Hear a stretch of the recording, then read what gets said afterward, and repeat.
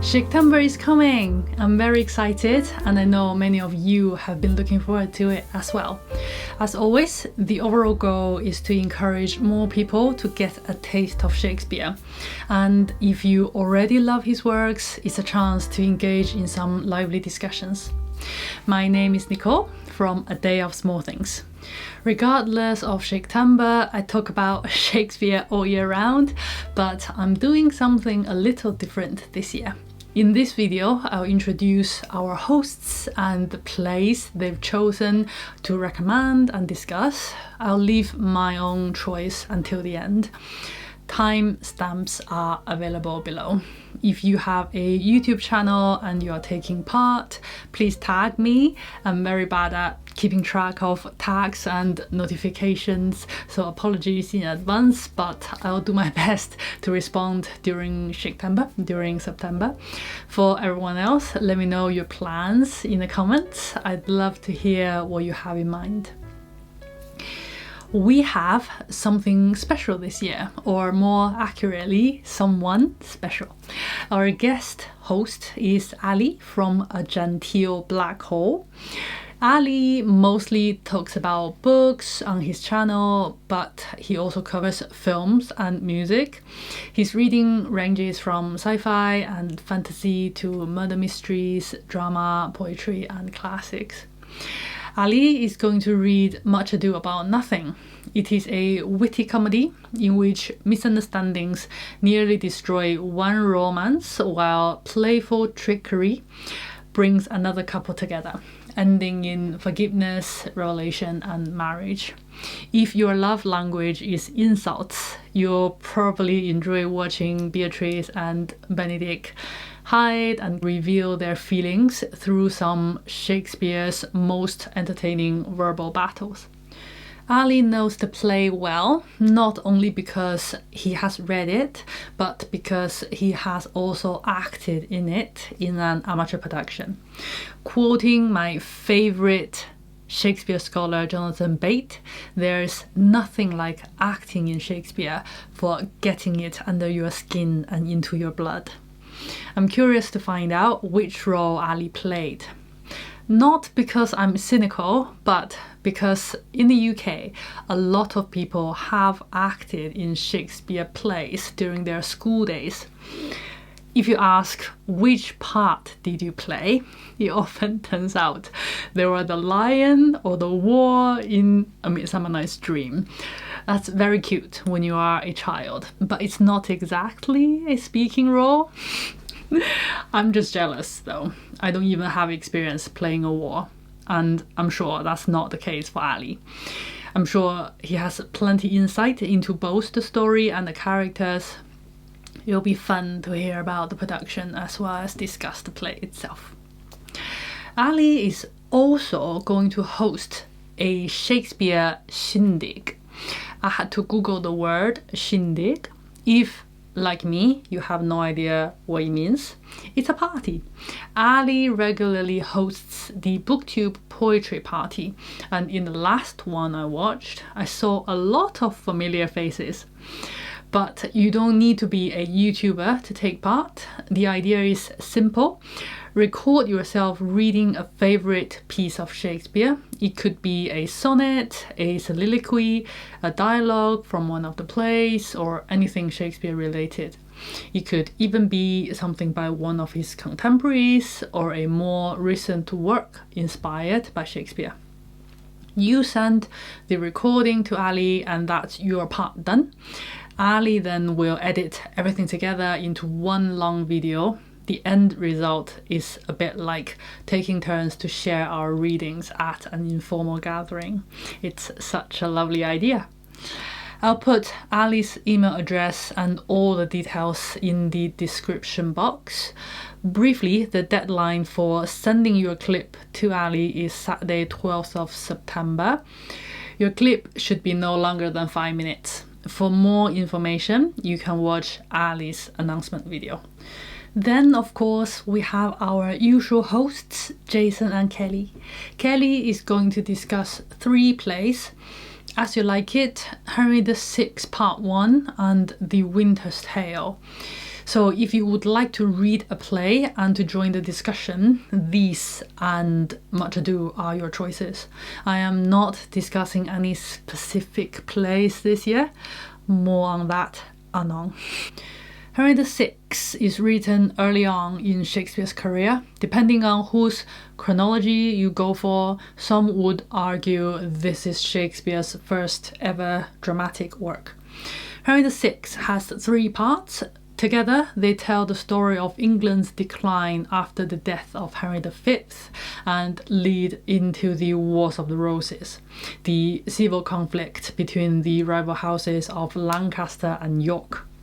Part 1 serves as the origin story of the Wars of the Roses, shows how England's external defeats and internal divisions lead to the civil wars that dominate Part 2, Part 3, and eventually culminate in Richard III. One fun fact is that many scholars believe Henry VI Part 1 was a collaborative work. As you are reading, it might be fun to pay attention to the language and see whether it feels different from Shakespeare's solo authored plays, or whether you'd even notice the difference at all. As You Like It and Much Ado are both written in the middle of Shakespeare's career. These are the 2 rom-coms in our lineup this year. If rom-com is your cup of tea, give them a try. As You Like It is a romantic comedy about a banished young woman who disguises herself as a man, escapes to a forest, and cleverly navigates love, identity, and reconciliation before everyone ends up happily paired off. This is one of the plays where a woman played by a man is disguised as a man who pretends to be a woman. If you like a strong and intelligent but not bossily so female lead, you might like Rosalind. She has the most lines of any Shakespeare heroine and drives most of the action. The play also contains one of Shakespeare's most famous speeches: "All the world's a stage, and all the men and women merely players." It's like the to be or not to be soliloquy, very hard to do it fresh. The third play Kelly will be discussing is The Winter's Tale, which is a late romance written towards the end of Shakespeare's career. The Winter's Tale tells how a king's irrational jealousy destroys his family only for love, time, and forgiveness to bring about an extraordinary reunion 16 years later. The 16-year time gap is highly unusual, and the 2 halves of the play are distinct in tone. The Winter's Tale contains Shakespeare's most famous stage direction, exit pursued by a bear. It's great fun to think about how different directors have interpreted and staged that in various productions. It's a wonderful example of Shakespeare's late romance if you want to give that genre a try. One of the titles I'm most intrigued by is Rosencrantz and Guildenstern Are Dead from 1966 by Tom Stoppard. Rosencrantz and Guildenstern are the 2 minor characters from Hamlet who get comically mixed up all the time. Stoppard's play imagines the story from their perspective. The 2 men find themselves caught in a confusing world where they don't fully understand what's happening, and events from Hamlet occur around them. They are constantly questioning identity, fate, chance, and existence. As they move through scenes that intersect with Shakespeare's play, they struggle to discover why they have been summoned to court and what role they are supposed to play. Ultimately, they are carried towards the fate that Shakespeare already assigned them, death. It's not a spoiler, it's in the title. There is a film adaptation released in 1990 that was directed by Stoppard himself. I can't wait to watch it. Thank you, Jason and Kelly, for bringing it to our attention. As for me, instead of reading Shakespeare's plays as I have in previous years, I'm going to watch and recommend a variety of productions. I know many of you find reading Shakespeare difficult, and for some people it's simply not an enjoyable experience. This year, I'm going to advocate watching productions because I think you could be missing out on the joy of Shakespeare simply because reading the plays feels like hard work. My advice is don't force yourself to read them. Watch Shakespeare, whether in the theatre or on screen, is not a second-rate alternative. These plays were written to be performed and watched. Shakespeare wrote for everyone, from kings, queens, foreign ambassadors to blacksmith apprentice and everyone in between. You don't need to study Shakespeare in order to enjoy Shakespeare.